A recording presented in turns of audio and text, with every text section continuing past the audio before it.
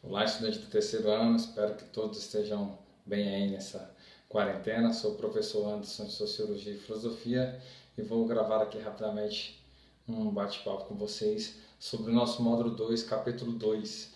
Nós vimos no capítulo 1 a sociologia no Brasil, desde seu processo de colonização, ali a partir depois um salto para a década de 1920, quando nós tivemos a Semana da Arte Moderna, as primeiras produções artísticas e literárias que voltam a olhar para o Brasil verdadeiro como uma espécie de afastamento de tudo aquilo que era dito sobre o Brasil a partir de fora, é uma herança do eurocentrismo, que é um tema bastante estudado entre cultura e multiculturalismo. Esse tema do capítulo 2 traz questões sobre o Brasil contemporâneo, a sociologia contemporânea.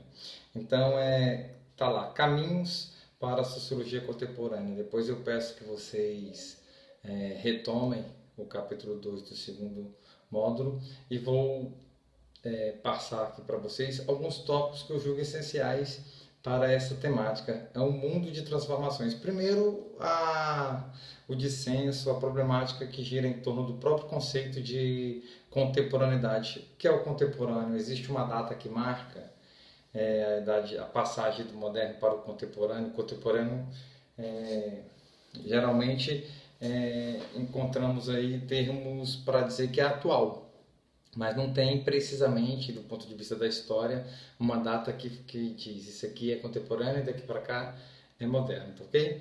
E diferente do que acontece da passagem medieval para a modernidade, que temos ali um fortíssimo acontecimento, transformação de ideias, produção de conhecimento, que é o Renascimento. O Renascimento é a porta da modernidade. E o que é a porta da contemporaneidade? Podemos já sinalizar aí uma série de profundas, significativas transformações no mundo dito já contemporâneo, pós-moderno, né? Então, da modernidade, alguns sociólogos como Bauman já usam o termo, Giddens também, pós-modernidade. Nós tivemos aí um período histórico de grandes transformações, com datas imprecisas, guerras mundiais, duas grandes guerras mundiais, Guerra Fria, fim da União Soviética, mudanças de configuração geopolítica em todo o planeta, fins da modernidade e início de uma nova era. Então, vamos basear neste livro, que é da Editora Moderna e que compõe também a formação em base, o roteiro, a sequência do módulo 2, capítulo 2 do livro de vocês. Então, do módulo de vocês. É da Cristina Costa, doutora na USP, e é bastante instigante a leitura dela. Um dos objetivos principais consiste em apresentar esses principais temas de estudos da sociologia na contemporaneidade. E aí vem uma série de temáticas, né? O século XXI trouxe inúmeras mudanças para a sociedade. E aí vem um tópico inicial, que é a sociologia do conhecimento. Então, olha só, nós tivemos filosofia do conhecimento, lembram-se lá do racionalismo e empirismo, tema do ano passado, muito forte no país. Agora vem sociologia do conhecimento. E o principal autor aqui é o considerado sociólogo austro-húngaro do século XX, é o Karl Mannheim.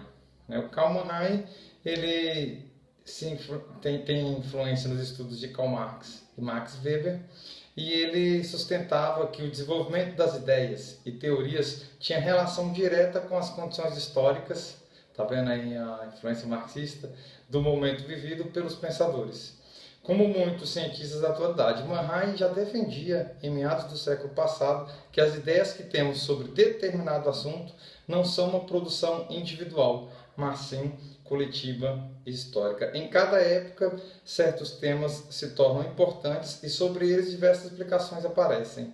E é no interior do debate que se trava a organização sobre esse pensamento. Poxa, Habermas, principalmente, é um autor contemporâneo que vai escrever Ética da Ação Comunicativa, mostrando a importância do diálogo, que o diálogo entre as minorias também possam ser ouvido e que a sociedade possa chegar num entendimento. Isso é democracia. Democracia que se faz pelo diálogo, não como lá na Grécia Antiga, que exclui a grande maioria, mas na contemporaneidade a perspectiva de democracia que inclui a maioria, nesse quesito de direito e igualdade. O Habermas propõe para o direito uma grande contribuição na efetivação dessa democracia plena que se faz a partir do diálogo.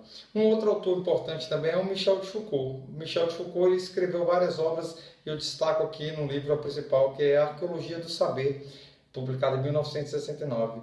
Ele apresentou uma metodologia de análise que desenvolveu as origens históricas, sociais, linguísticas e teorias do conhecimento humano.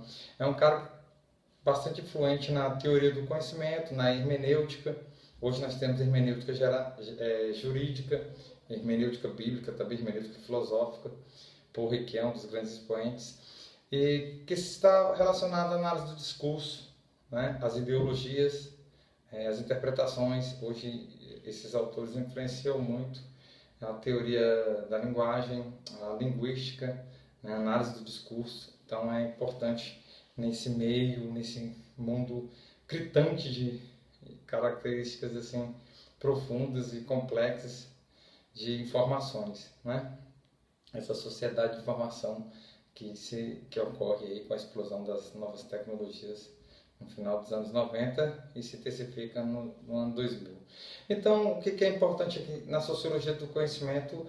Novos temas começam a surgir no debate, nos estudos, e também novos métodos, novas metodologias. Eu me lembro que no meu estudo de mestrado, o Kalman foi um teórico que deu base para o método de estudo que hoje é conhecido na academia como método documentário de Kalman. Ralph Bonzak e Vivian Welle são dois sociólogos que, com pesquisas em Brasil e Berlim, aprimoraram um pouco mais os estudos de Kalman, trazendo métodos para a sociologia do conhecimento, principalmente estudos de juventude, o que a gente compreende hoje como método documentário. Novos caminhos da sociologia. A gente tem aí o século XX, as diferenças entre as nações, as classes sociais. Olha só, o método documentário que eu falei antes, com influência em Kalman, ele vai tentar perceber esses discursos, essas diferenças, que atingem principalmente as classes menos favorecidas, as pessoas mais vulneráveis. Então nós temos aí uma série de conflitos nesse século XX.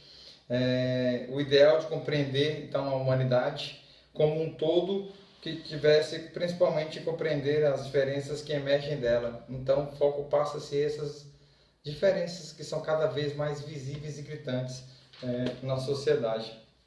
Nós tivemos alguns acontecimentos, como por exemplo a Guerra Mundial. O texto aponta que a Guerra Fria, a derrubada do Muro de Berlim em 1989.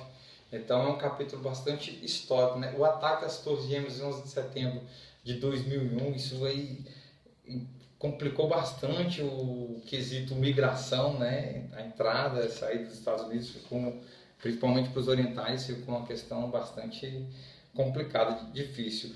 E um tópico interessante aqui é esse retorno ao sujeito, uma sociedade cada vez mais voltada ao trabalho e tal. Voltar e se olhar ao sujeito passa a ser uma preocupação não só da sociologia do conhecimento, como de todas as ciências humanas.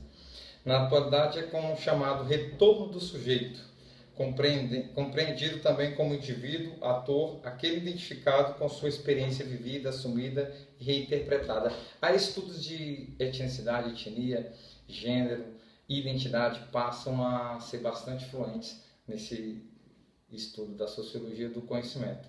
A sociologia contemporânea, vai acrescentar a Cristiana Costa, obrigou-se a pensar o sujeito não como um indivíduo que se opõe à sociedade, ao convívio grupal que renuncia a eles ou dele se isola.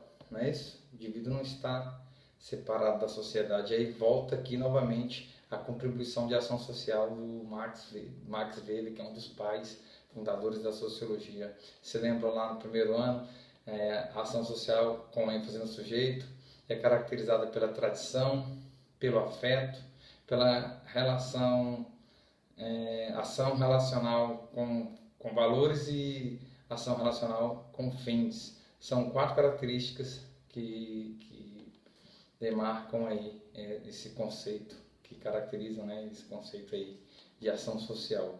Essa valorização do sujeito, tão dada assim por Max Weber, passa a ser um autor forte aqui nesse capítulo novamente. que mais vai acrescentar aqui? Renuncia a eles, né? Mas que busca na sociedade, em suas instituições, espaço para realizar um processo de formação de identidade e de afirmação da sua subjetividade. Aí os grupos juvenis começam a surgir culturas, pequenos grupos, comunidades, né? Então são temas fortes aqui nessa sociologia do conhecimento. A globalização tecnológica, tecnificação crescente da produção, as migrações, as novas relações internacionais, olha os temas que vão surgindo, que teriam levado ao enfraquecimento das instituições sociais tão valorizadas pelo Durkheim. Agora, olha só o texto do Bauman, né? Estado de crise, crise da família, crise das explicações religiosas. Então as instituições sociais passam a sofrer uma espécie de enfraquecimento. Mobilização desses grupos sociais minoritários em busca de melhoria e reivindicação de novos direitos, e aí processo de democracia importantíssimo.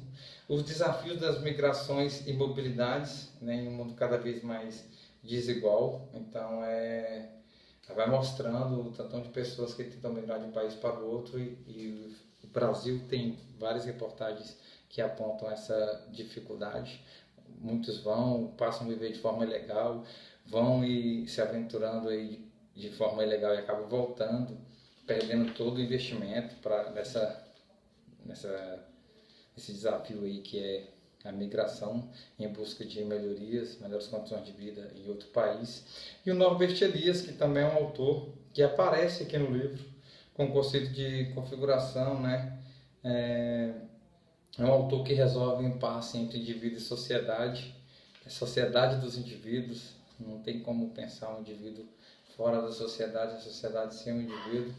Então tem uns conceitos aqui de raça, por exemplo, que vai ser bastante utilizado nos estudos de sociologia, globalização e pós-colonialismo, os países mais ricos, países mais dependentes. Destaca-se aqui os Estados Unidos, do século XX, com crescimento econômico e domínio sobre outros países. A difícil construção da democracia é um tema que marca muito também a sociologia contemporânea no Brasil, nesse processo de democratização desde 1980, né, 84.